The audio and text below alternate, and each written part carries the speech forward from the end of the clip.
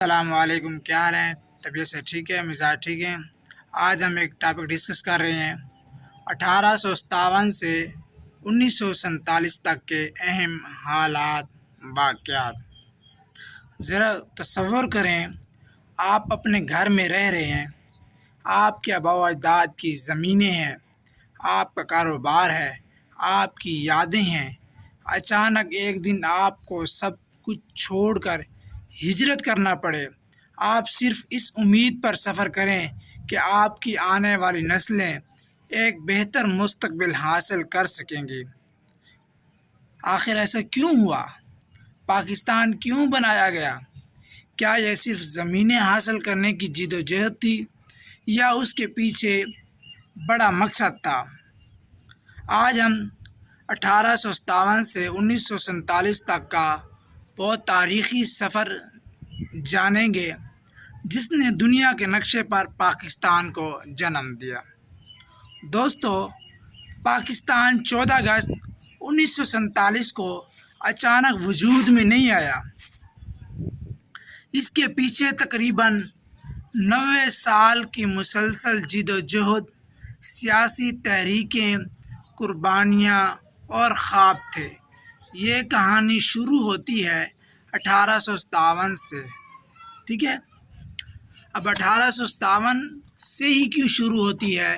کیونکہ 1857 میں جنگ آزادی لڑی گئی۔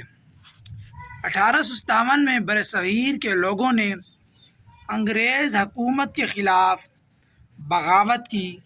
مسلمان اور ہندو دونوں انگریزوں کے خلاف کھڑے ہوئے۔ شروع میں ایسا لگ رہا تھا کہ شاید انگریز شکست کھا جائیں گے، لیکن آخر کار انگریز کامیاب ہو گیا۔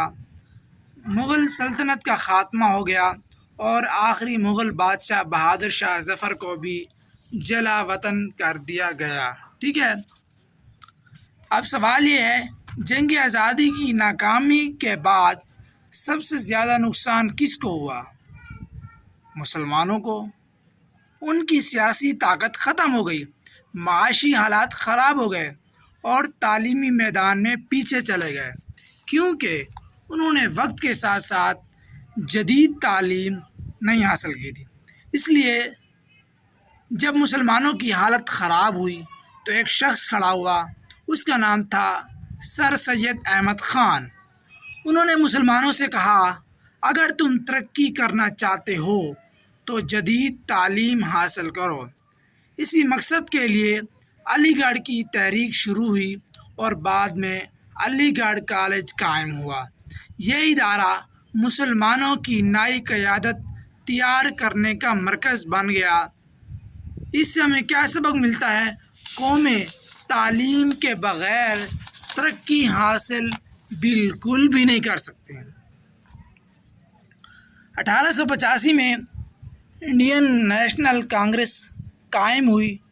شروع میں مسلمانوں نے بھی اس سے امیدیں وابستہ کی، لیکن وقت کے ساتھ ساتھ مسلمانوں کو محسوس ہوا کانگریس ان کے مفادات کی مکمل نمائندگی نہیں کر رہی۔ یہ احساس آہستہ آہستہ مضبوط ہوتا گیا۔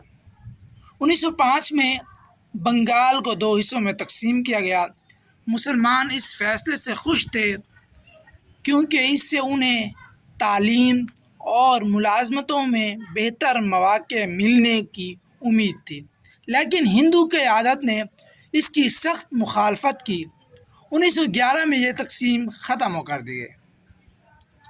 اب اس فیصلے سے مسلمانوں کو کیا پیغام ملا؟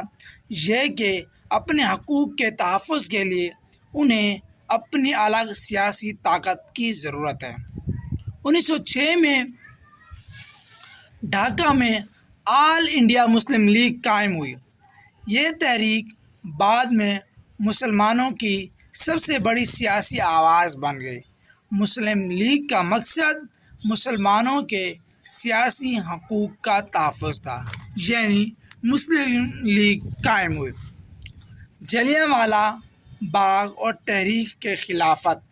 1919 میں جلیانوالہ باغ کا سانحہ پیش آیا۔ سینکڑوں نہتے افراد مارے گئے۔ پورا برصغیر غم اور غصے میں ڈوب گیا۔ اسی دوران تحریک خلافت بھی شروع ہوئی جس نے مسلمانوں میں سیاسی شعور پیدا کیا۔ 1930 میں علامہ محمد اقبال نے خطبہ اعلیٰ آباد دیا۔ انہوں نے مسلمانوں کے لیے الگ ریاست کا تصور پیش کیا۔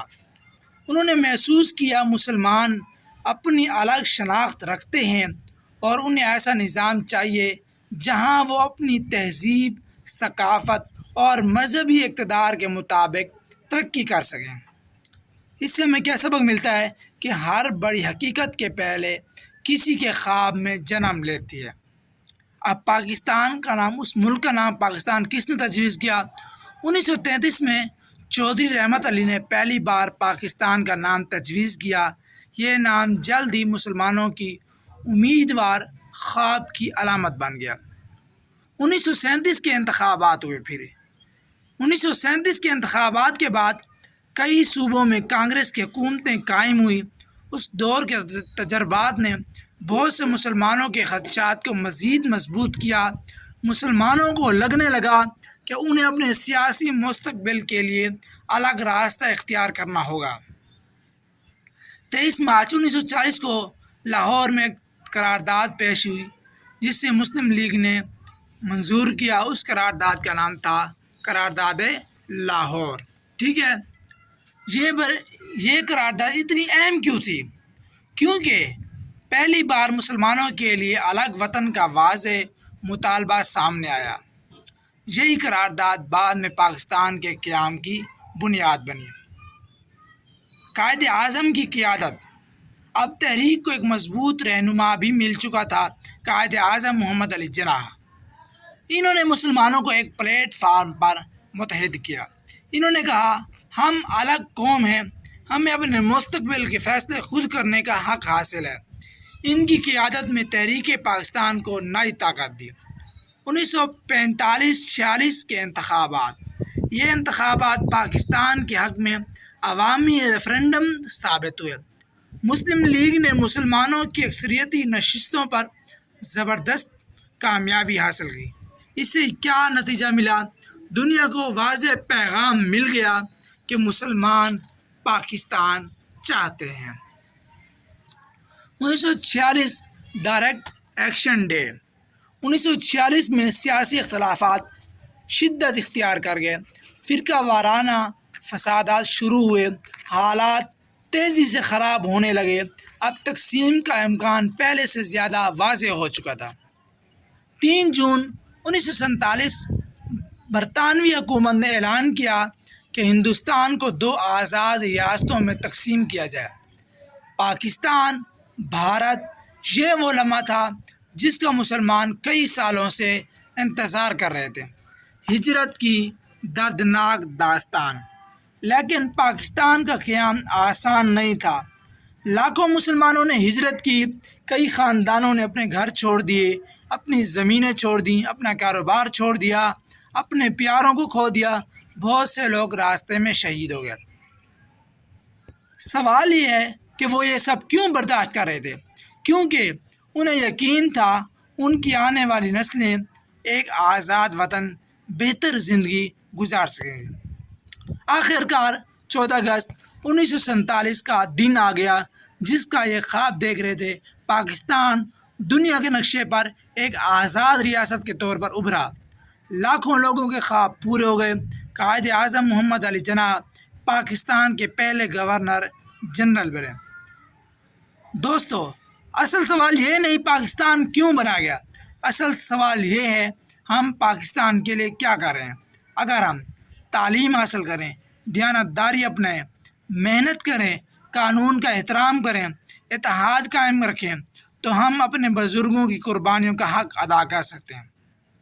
دوستو، پاکستان صرف زمین کا ایک ٹکڑا نہیں، یہ لاکھوں قربانیوں، خوابوں اور امیدوں کی داستان ہے۔ اس ملک کو حاصل کرنے کے لیے لوگوں نے اپنا سب کچھ قربان کیا۔